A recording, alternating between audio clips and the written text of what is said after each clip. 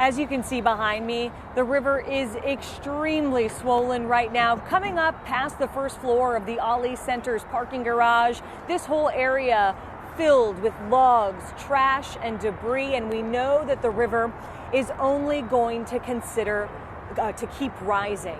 And when we talk about all those logs and debris, that's really important because that's one of the main reasons that organizers had to make the tough choice to cancel Thunder Over Louisville. It just wasn't going to be possible to make the area of the Great Lawn and Waterfront Park safe enough for everybody in time for Saturday's event. So that's why they had to cancel it for only the second time in the event's history. WDRB's Joel Skipper with me now. Joel, this is a really big disappointment for so many folks. For so many folks, not only the 500,000 people who line the waterfront every year, but also the businesses. They look forward to it every single year, and now they're going to have to wait until 2026. When it comes to all eyes on the skies, the Galt House is usually the best seat around for Thunder Over Louisville, especially as the host hotel.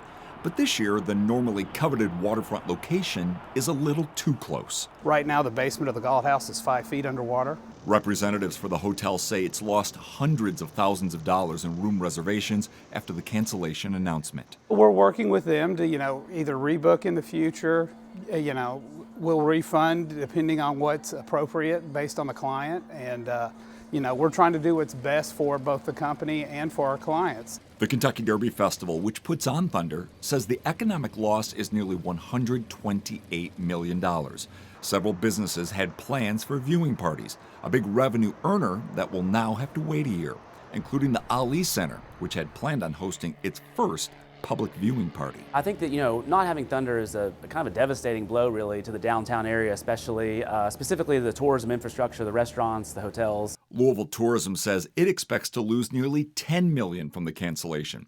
Coincidentally, a large national volleyball tournament with 25,000 people is still on for this weekend, which will help offset the loss. It'll fill up the Expo Center and the Convention Center downtown.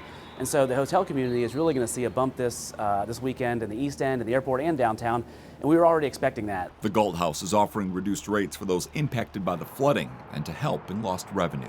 Yeah, it's a blow, but we'll move forward. We've been through COVID. That's what the bottom looks like. This is just, it is what it is.